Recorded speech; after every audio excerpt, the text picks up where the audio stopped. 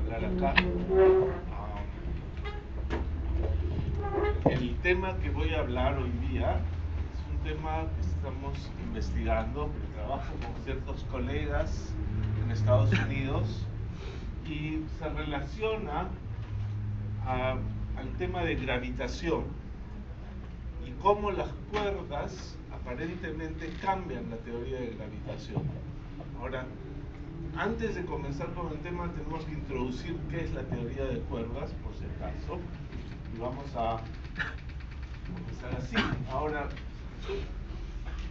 este es un seminario, es un coloquio que he estado dictando en universidades en Estados Unidos sobre el tema en el cual trabajo, y está escrito en inglés. Comencé a escribirlo en español, pero a cierto punto me cansé y en la siguiente página ya está todo en inglés.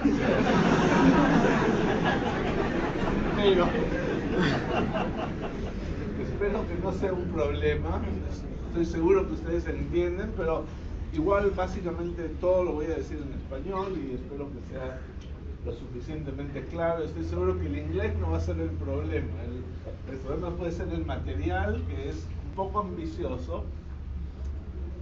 En cierta manera, creo que ustedes tienen que mirar esto a diferentes niveles. Si son especialistas en relatividad o saben algo de relatividad, pues los detalles van a ser posiblemente claros. Pero si no son, sin embargo, hay detrás de todo esto una historia y una serie de ideas claras que creo que es posible entender y no se necesita ser un especialista para entenderlas. Básicamente tienen que seguir simplemente la historia como se las estoy contando. Entonces, comencemos con la teoría de cuerdas. ¿De qué se trata? Bueno, es una teoría que ya tiene bastantes años realmente. Los físicos generalmente son impacientes y una teoría se adopta o se descarta en 5 o 6 años, pero algunas teorías demoran. Y la teoría de cuerdas se podría decir que es una teoría lo suficientemente avanzada que fue descubierta antes de tiempo. Es decir, descubierta antes de que los físicos tengan la preparación matemática e inclusive en física para entender la teoría. Entonces es un poco como que acá está una teoría y no la entendemos y estamos poco a poco entendiéndola. Entonces no es inusual que ya en este momento la teoría de cuerdas está siendo investigada por alrededor de casi 30 años. Y sin embargo la teoría es tan nueva que hay sorpresas y cada cierto número de años hay nuevas sorpresas, nuevas ideas que surgen y nuevas aplicaciones y está muy lejos de ser totalmente entendida.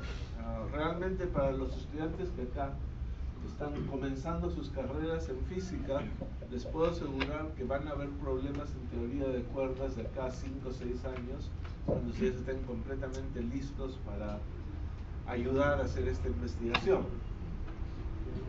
Entonces, la teoría de cuerdas nace como una teoría de todas las interacciones, una teoría unificada de todo lo que es la física. Pero, además de ser una teoría unificada, que pretende poner todas las teorías de la física en un mismo esquema, es una teoría que tiene aplicaciones a todo otro tipo de ideas. Y justamente gran parte de los físicos que están trabajando en cuerdas han estado desarrollando aplicaciones a iones pesados, a materia condensada y a matemáticas. Campos en los cuales las ideas de la teoría de cuerdas han sido muy útiles para desarrollar los conceptos.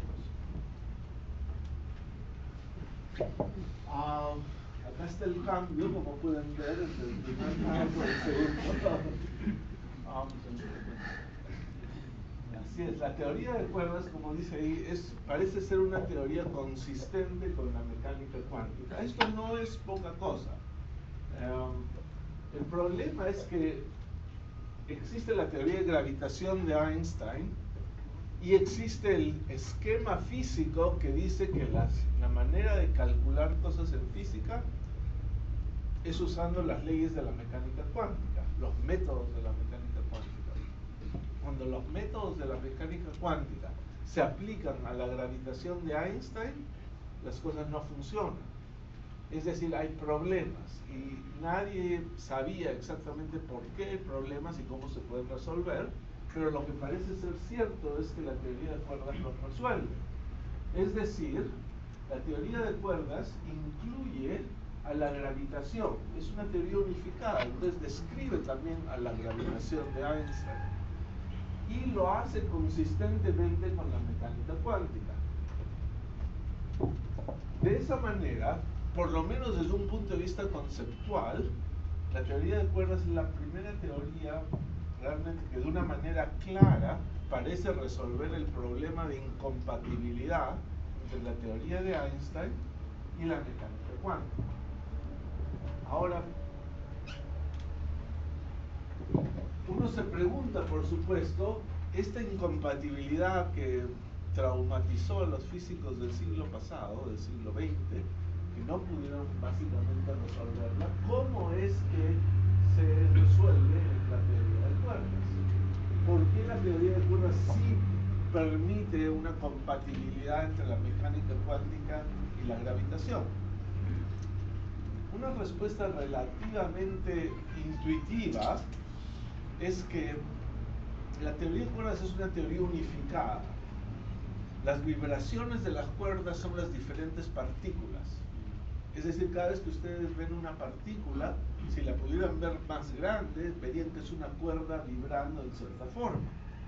Ahora, todas las partículas diferentes son vibraciones diferentes de la cuerda. O sea, si se ve como un electrón, es una cuerda vibrando en cierta manera. Si se ve como un fotón, es una cuerda vibrando en otra manera.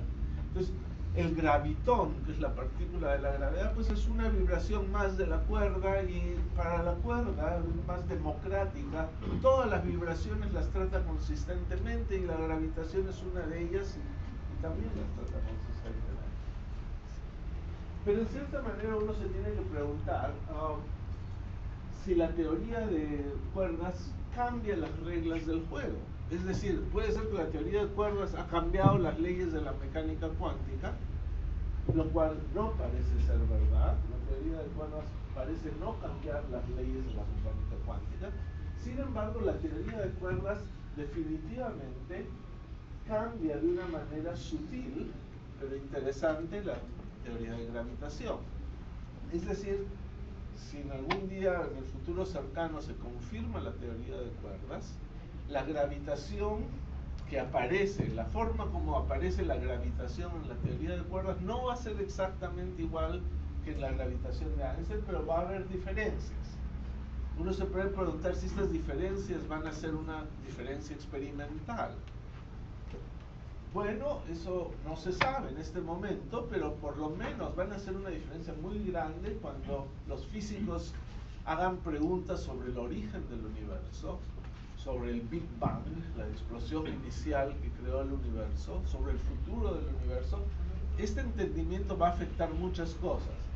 No es obvio que va a haber un experimento clave que nos diga sí, la teoría de cuerdas es perfecta y cambia la gravitación, pero es necesario, porque la teoría de gravitación de Einstein no nos permite analizar el universo una vez que la densidad del universo es extremadamente alta. Simplemente no se puede analizar. En teorías de cuerdas sí se puede. Entonces, eventualmente, estas preguntas y estas incógnitas deben tener una respuesta en la teoría de cuerdas y va a tener un efecto experimental. Lo que yo voy a hablar hoy día va a ser sobre un tema conceptual, es decir, Einstein hizo una gran revolución en la física, dos revoluciones en realidad. Primero, con la relatividad especial, demostró en cierta manera cómo el espacio y el tiempo, las coordenadas del espacio y el tiempo se mezclan de una manera no trivial, una cosa que no habían anticipado Newton ni Galileo antes. Y después viene la relatividad general, en el cual introduce la descripción del espacio y el tiempo como un espacio curvo, en el cual la curvatura del espacio reemplaza el efecto de las fuerzas y los objetos se mueven en espacios curvos, y toda una serie de ideas revolucionarias basadas en la geometría de Riemann. Ahora, la pregunta es, en teoría de cuerdas, ¿qué pasa con todas estas ideas? Las ideas de Einstein, de geometría de Riemann, las ideas de simetrías, ¿van a cambiar o no van a cambiar? Obviamente la respuesta parece ser que sí van a cambiar, y lo que queremos entender y lo que quiero darles una idea, aunque sea no perfectamente precisa, pero aunque sea una idea conceptual de cómo se ve que van a haber cambios, qué tipo de cambios van a haber en la teoría y por qué. Entonces, si vamos acá, hay muchas maneras de analizar el problema de qué cosa cambia en la teoría de cuerdas. Una de esas maneras es introduciendo una teoría de campos de cuerdas, teoría de campos de cuerdas. Esta es una manera de tratar de entender el problema y tiene ciertas posibilidades, pero no va a ser relevante realmente para nosotros hoy día. Entonces dejémoslo. Otra manera es tratando de entender los agujeros negros en la teoría de cuerdas. Acá ha habido mucho trabajo y ha habido trabajo muy interesante de cómo se entienden los agujeros negros en teoría de cuerdas y se entienden mucho mejor en la teoría de Einstein. Es decir, los agujeros negros tienen propiedades termodinámicas, tienen propiedades estadísticas, ¿no? Emiten radiación.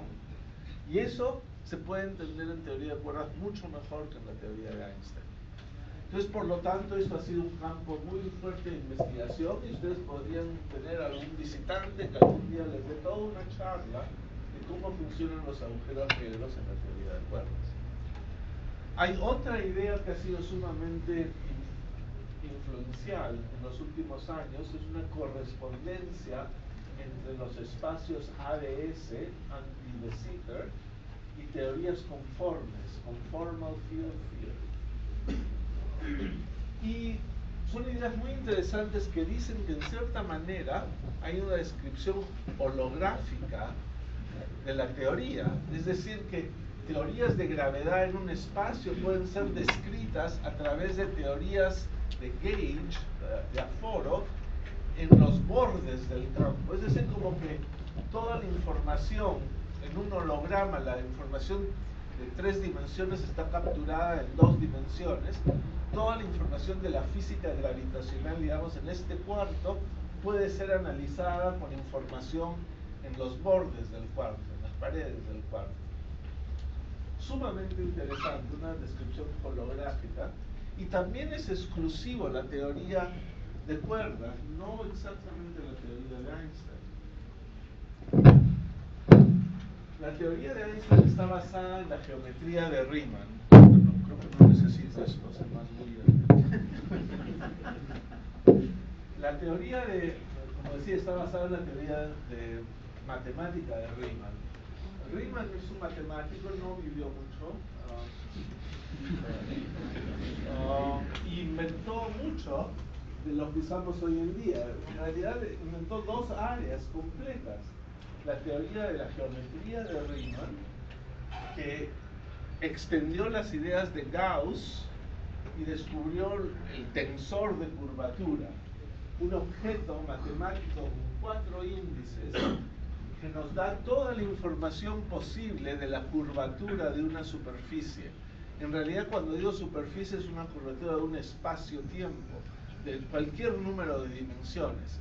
Lo que hizo Gauss, trabajó con superficies de 2 dimensiones y entendió el concepto de curvatura, pero se requirió el trabajo de Riemann para extenderlo a cualquier número de dimensiones y entender que el objeto matemático más importante es un tensor con 4 índices.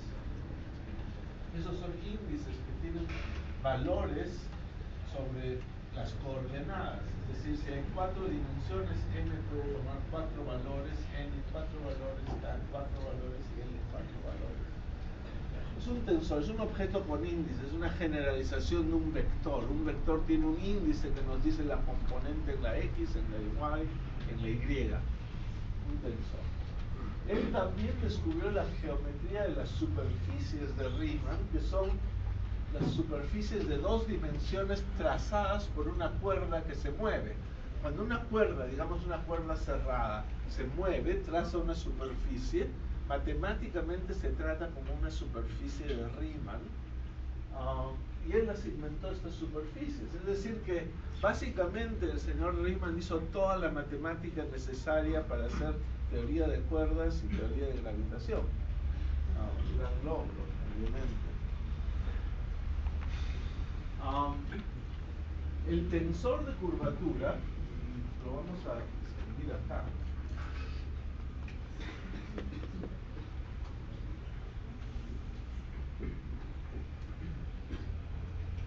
que nos demuestra o que nos describe la curvatura del espacio-tiempo, es el tensor fundamental de Riemann. A partir de este tensor, uno puede construir un objeto que tiene menos información que esta, que se llama el tensor de Ricci. Con dos índices nomás, tiene menos valores. Y finalmente, puede construir un tensor con menos información aún. Es el tensor de curvatura escalar, se llama en realidad, y no tiene índices. Y ese es el tensor fundamental en cierta manera. Y de acá sale este y este. Y estos dos son los que usa Einstein para describir su teoría, básicamente. Los dos esenciales son estos. Este para describir lo que se llama la acción, y este para describir las ecuaciones del movimiento. Pero todos son resumidos por el tensor R de 4 índices.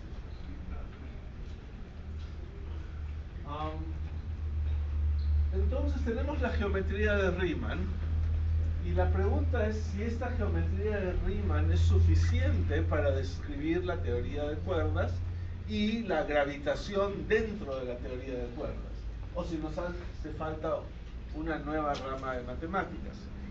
Y lo que parece ser es que se necesita una nueva versión de la geometría que se llama geometría generalizada. La verdad que la geometría generalizada es muy interesante, pero el nombre no es muy inspirado, digamos, generalizada. No le da a uno la idea de qué es lo que se está generalizando, pero por el momento la geometría generalizada parece ser en cierta manera la dirección que debemos tomar para sustituir estas ideas en la teoría de Einstein. Y acá tengo las fotos de dos de las personas involucradas en este tema. Hay varios más. Este es el señor Picchi, inglés, y este es su alumno, Marco Gualtieri, mucho más joven, y él realmente tuvo la idea fundamental de qué es lo que había que generalizar, y su alumno desarrolló gran parte de la teoría. Es igual de famoso que el profesor inicial hoy en día. Y parece ser, y lo que quiero mostrar un poco es de qué se trata esta geometría generalizada, y cómo parece ser que efectivamente este nuevo tipo de geometría es lo que se necesita para describir la gravitación dentro de la teoría de cuerdas. Eso es básicamente lo que quiero mostrar. Ahora, por supuesto, todos estos temas de geometría necesito hacer una serie de fórmulas, y voy a tener que enseñar algunas fórmulas, pero una vez más, les repito que creo que la idea se puede entender a pesar de que todos los detalles de las fórmulas no sean claros.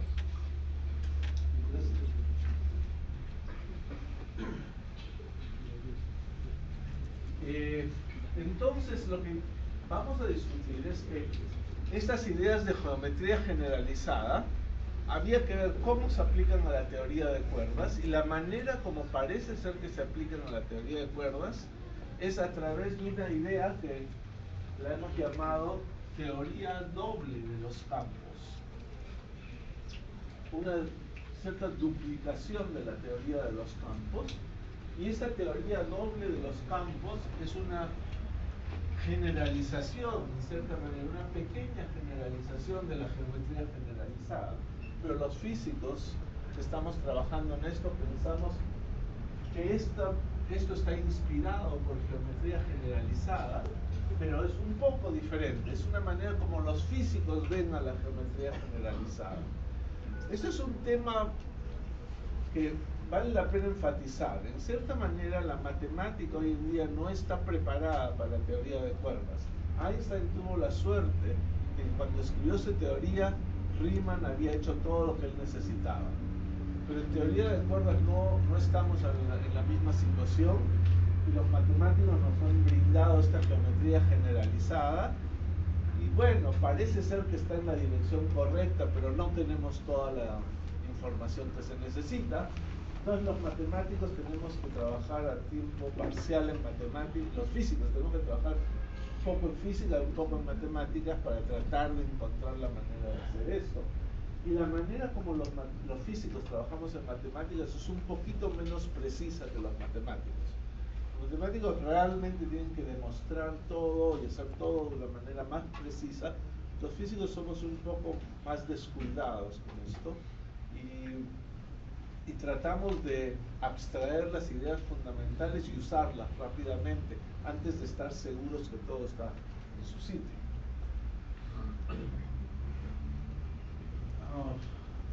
La teoría doble de los campos inició con ciertos trabajos de Zeitlin, un ruso, y un profesor Warren Siegel, que trabaja en Nueva York, que anticipó muchas de las ideas que los matemáticos desarrollaron y que nosotros hemos estado desarrollando. Y parte de lo que yo les voy a contar ahora está basado en progreso que hemos hecho en esta teoría doble de los campos, en el cual he estado trabajando con dos colegas en especial, uno inglés y uno alemán, ambos visitando MIT por un tiempo y regresando a sus instituciones. Una visita de un mes se convierte en una colaboración y la colaboración continúa a la distancia. Más fácil que hace muchos años, ahora que tenemos Skype o FaceTime o todos esos programas, es prácticamente uno prende el Skype, lo alinea con la pizarra y se pone en la pizarra y uno empieza a conversar. Así que no es tan difícil. Entonces, ¿de qué se trata esta historia? Vamos a ir al punto. En la teoría de Einstein tenemos una variable dinámica. La teoría de Einstein, todas las teorías son basadas en variables dinámicas. Es decir, la teoría de mecánica, la posición del objeto, su velocidad son las variables dinámicas. En la teoría de Einstein, la variable dinámica es la métrica del espacio-tiempo,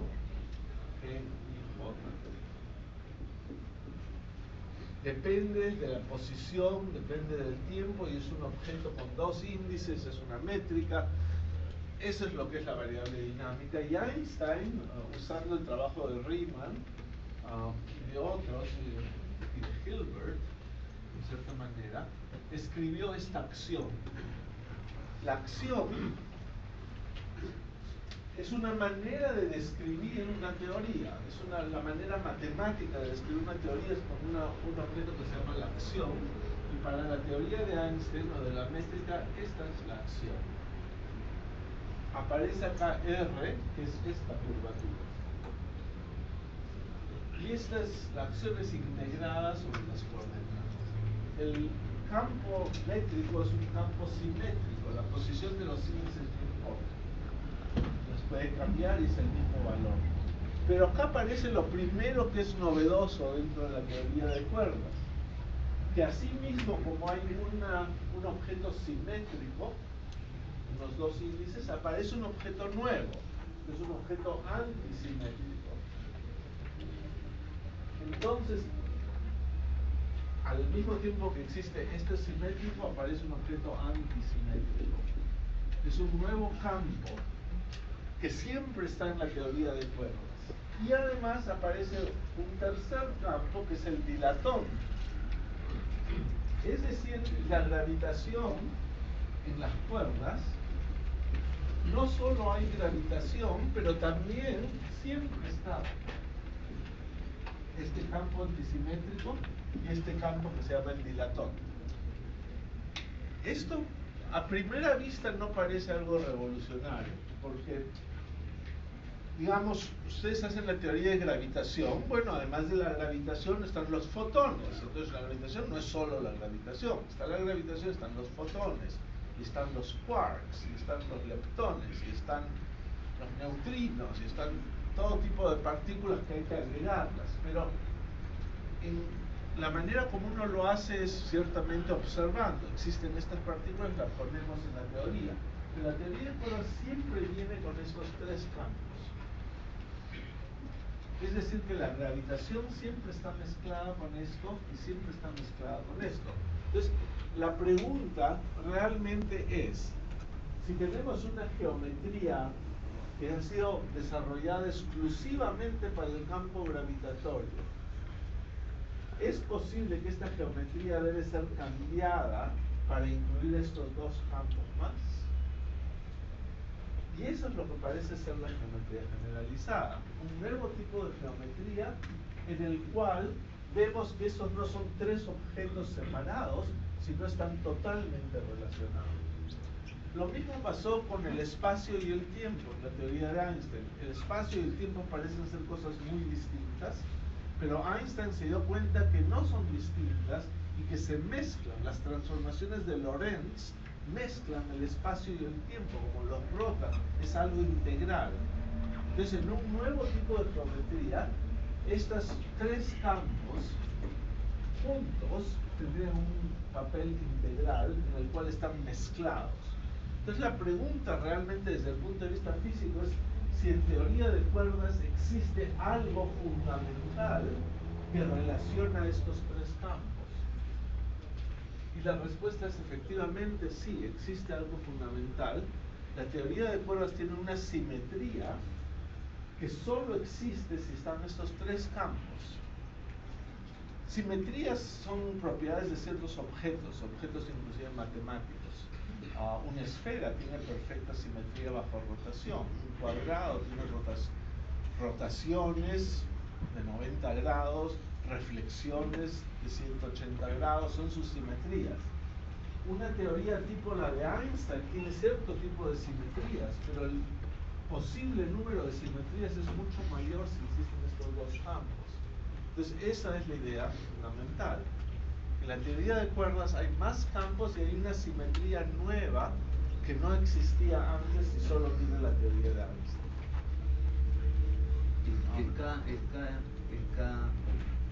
Sí, esa es la cosa, es la G menos G, la G.